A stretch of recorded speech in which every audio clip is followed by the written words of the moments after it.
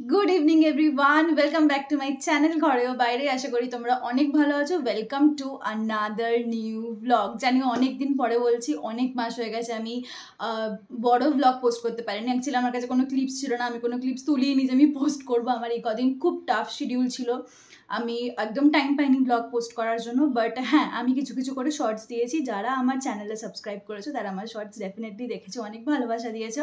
এবং আজ থেকে আমি আবার বড় ব্লগ পোস্ট করছি, সো তোমরা কিন্তু দেখতে থাকো, ঠিক আছে? সো এখন বাজে হচ্ছে 6:30। আমি সুন্দরভাবে রেডি হয়ে গেছি, আমরা কোথাও যাচ্ছি। ডেফিনেটলি কোথায় যাচ্ছি সেইটা দেখার জন্য কিন্তু পুরো ব্লগটা দেখতে হবে। Stay tune. শুনেই তো নিলে কোথায় যাচ্ছি। হ্যাঁ, পুরোটা বলছি না ঠিকই, একটু সাসপেন্স থাক এই আর কি। আমরা যাচ্ছি মোট 15 জন। বাড়ির গাড়িতে মা, জেঠি, কাকি, পিসি সবাই বসে গেছে। আর আমরা যারা বাকি আছি আমাদের জন্য 2টো উবের করা হয়েছে। আচ্ছা, তোমাদের এখানে আরেকটা কথা বলে দিই, এই ট্রিপে কিন্তু আমার বাবা আর দিদি ওরা কিন্তু যাচ্ছে না। কিন্তু তাতে কী হয়েছে, ওরা কিন্তু আমাদের সি অফ করতে এসেছিল। বাবা এখানে লাগেজগুলো সেটেল করতে হেল্প করে দিচ্ছে, আর এখানে দিদিও এসেছিল। এখানে আমরা সবাই একে অপরকে টাটা করছি এবং খুব খারাপও লাগছে ওর জন্য যে যেতে পারি। ফাইনালি এই গাড়িতে আমি, বোন, ছোট পিসি আর সামনে কাকা আমরা চলছি আমাদের গন্তব্যের উদ্দেশ্যে। কোথায় যাচ্ছি সেটা জানার জন্য কিন্তু পুরো ভিডিওটা দেখতে হবে। আমাদের যাত্রা শুরু হয়েছিল কলকাতা স্টেশন থেকে। যদিও আমি প্রথমবার কলকাতা স্টেশন ভিজিট করলাম। স্টেশনটা কিন্তু বেশ বড় এবং বেশ ফাঁকা। এখানে তেমন খুব একটা দূরপাল্লার ট্রেন যায় না, তাই স্টেশনটা মোটামুটি ফাঁকাই থাকে। কিন্তু স্টেশনের আয়তনটা কিন্তু বেশ বড়, হাওড়ার তুলনায় কোনো অংশে কম যায় না। স্টেশনের সিস্টেমও বেশ ভালো লাগলো। এখানে আমরা সবাই ওয়েট করছিলাম বাকি গাড়িগুলো আসার জন্য। এখন বাজে হচ্ছে 8:30। আমরা চলে এসেছি কলকাতা স্টেশনে, কিন্তু এসছি হচ্ছে আমি, ফুলটি, ছোট পিসি, সোনা কাকা আর ওদিকে পিসাইরা সবাই আছে। মাদের যে গাড়িটা আছে ওটা এখনো আসেনি, ওরা শ্যামবাজারে আটকে আছে, ওরা অন্য রুট হয়ে আসছে। এখানে লাগেজ টানতে টানতে টুকটুক করে হাঁটছিলাম বটে, কিন্তু লাগেজটা বেশ ভারী হয়েছিল। আমি আর মা যেহেতু দুজনে যাচ্ছি তাই আমরা একটাই লাগেজ করেছিলাম, এক্সট্রা কিছু করিনি। বাট সেটাই হয়ে গেছিলো অনেক ভারী, যেটা টানাই হয়ে গেছিলো সবচেয়ে মুশকিল। তার জন্য যদিও মা আমাকে এক চুলো কথা শোনাতে ছাড়েনি। আচ্ছা, কলকাতা স্টেশনে ঢোকার আগে কিন্তু এইভাবে লাগেজ সিকিউরিটির মাধ্যমে প্রবেশ করিয়ে তারপর কিন্তু ঢুকতে হয়। এইখানে লাগেজটা দেখেই বুঝতে পারছো যে কীরকম ভারী হয়েছিল।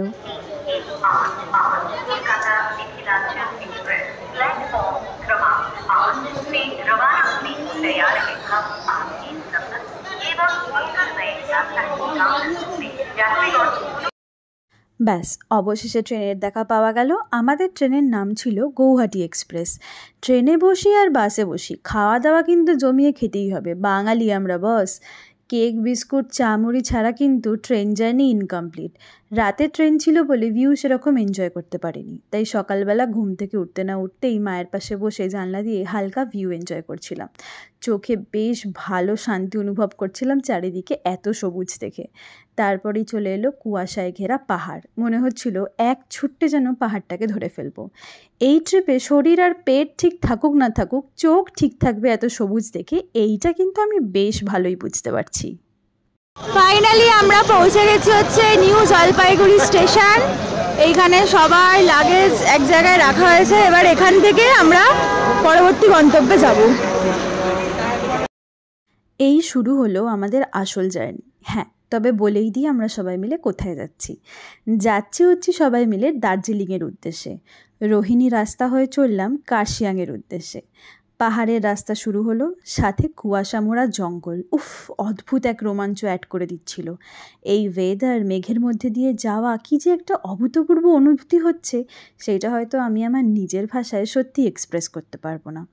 মাঝখানে টুকটাক খাওয়ার জন্য রোড সাইডের একটা ক্যাফেতে আমরা হল্ট করেছিলাম, কিন্তু এই ওয়েদারটা একদমই মিস করতে চাইছিলাম না। এই ঠান্ডা ঠান্ডা ওয়েদার, তার সাথে গরম ধোয়া ওড়ানো মোমো আর এই সুন্দর ক্যাফের দৃশ্য, এই সব কিছু মিলিয়ে যেন আজকের দিনটাকে এক অদ্ভুত সৌন্দর্যে ভরে তুলেছে, যা হয়তো সত্যি আমি আমার নিজের ভাষায় বলতে পারবো না। কিন্তু সবই যখন তোমাদের দেখাচ্ছি, ক্যাফের দৃশ্যটা তোমাদের কিভাবে না দেখাই বলো। এইটা হচ্ছে ক্যাফের রুফটপটা, চারিদিকটা কুয়াশায় ঘেরা আর পাইন বনের জঙ্গল, পাহাড়ি রাস্তা, চারিদিক কুয়াশা ঘেরা চাদর। এর মধ্যে যদি একটু গাড়ি থেকে মাথা বার না করে চুল উড়িয়ে কেত মেরে ভিডিও না করি তাহলে আর কি করলাম।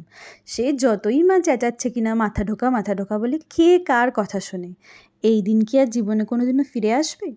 যাই হোক, এইভাবে আমরা চললাম কার্শিয়াং হয়ে। কুয়াশা যেন চেপে ধরেছে আমাদেরকে নিমেষের মধ্যে, আশেপাশে এসে সব ঢেকে দিচ্ছে, আর তার সাথে মিষ্টি ঠান্ডা হাওয়া আমাদের গায়ে ছুঁয়ে কিন্তু তাদের রাজ্যে স্বাগত জানাচ্ছে। ঠান্ডায় কিন্তু আমরা মোটামুটি ঢুকে পড়েছি, এই আমাদের দেখেই বোঝা যাচ্ছে ঠান্ডায় আমরা মোটামুটি সবাই ঢুকে পড়েছি। দার্জিলিংয়ের ঠান্ডা খুব ভালো লাগছে, মিষ্টি মিষ্টি ঠান্ডা। সবই চলছিল বড়ই ভালো, কিন্তু এই ভালো কি আর বেশিক্ষণ স্থায়ী থাকে? ভালোকে তাই বুড়ো আঙুল দেখিয়ে খারাপটাও দুম করে চলে এলো, মানে বলছি বৃষ্টি চলে এলো। বৃষ্টি এসে আমরা একদম জ্যামে কুপোকাত, গাড়ি একটুও নড়ছে না। বসেই আছি আমরা এই জ্যামে পুরো আটকে গেছি। তোর আর ভাল লাগছে না? আর ভাল লাগছে না, আমাদের সাথে অবস্থা খারাপ জানা। বৃষ্টির জন্য আটকে থাকা জ্যামে গাড়িগুলো যেন কোনোভাবেই নড়তে চাইছে না। এদিকে রাস্তাঘাটে লোক সংখ্যাও কমে যাচ্ছে, আস্তে আস্তে রাতও বাড়ছে এবং অন্ধকারও বাড়ছে। আর এদিকে আমার মা অস্থির হয়ে হিন্দিতে ভাইয়া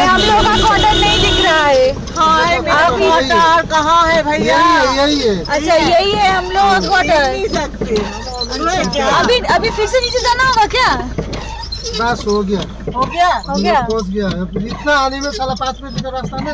ফাইনালি এটা হচ্ছে আমাদের হোমস্টে, যেটা আর এখানে হচ্ছে ঝিরিঝিরি বৃষ্টি, পুরো গুটগুটে অন্ধকার, একটা ভুতুরে পরিবেশ, কিন্তু বেশ ভালো লাগছে, ঝিরিঝিরি বৃষ্টি হচ্ছে। এটা হলো আমাদের রিসর্টের বাইরের ভিউ।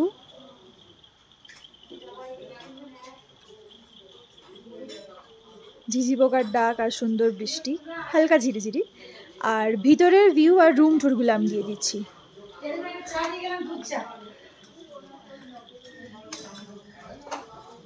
আমাদের রুম হচ্ছে লাস্টে, এটা হচ্ছে আমাদের রুম। এই হচ্ছে সামনে সুন্দর ব্যালকনির ভিউ, কিন্তু এখানে এখন খুললে কিছু দেখা যাবে না। এই হচ্ছে সুন্দর রুম।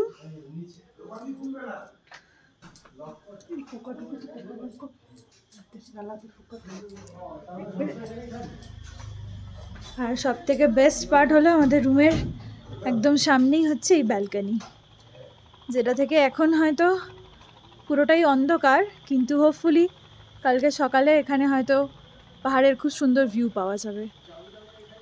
পাহাড়ের এই বাড়িগুলো ছোট ছোট্ট আলো, এরকম লাগছে যে আকাশে তারা, মনে হচ্ছে না দেখে আকাশে তারা জ্বলছে।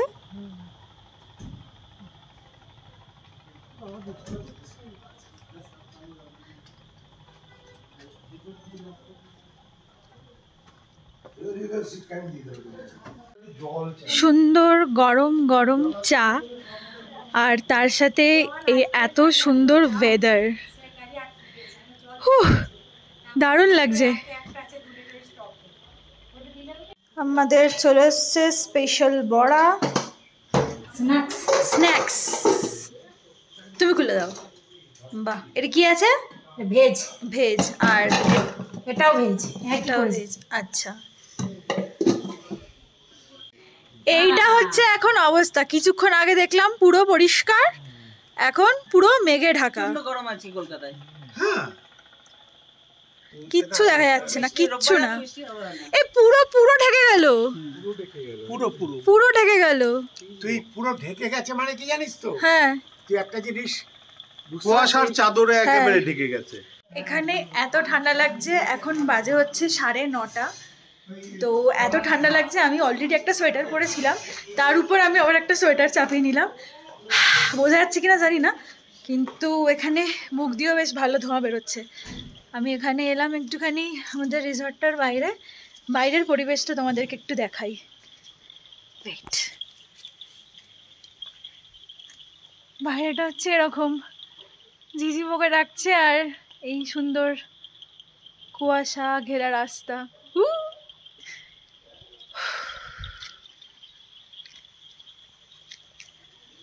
আমি যদি চুপ করে থাকি তাহলে ঝিঝি পোকার ডাক শোনা যাবে।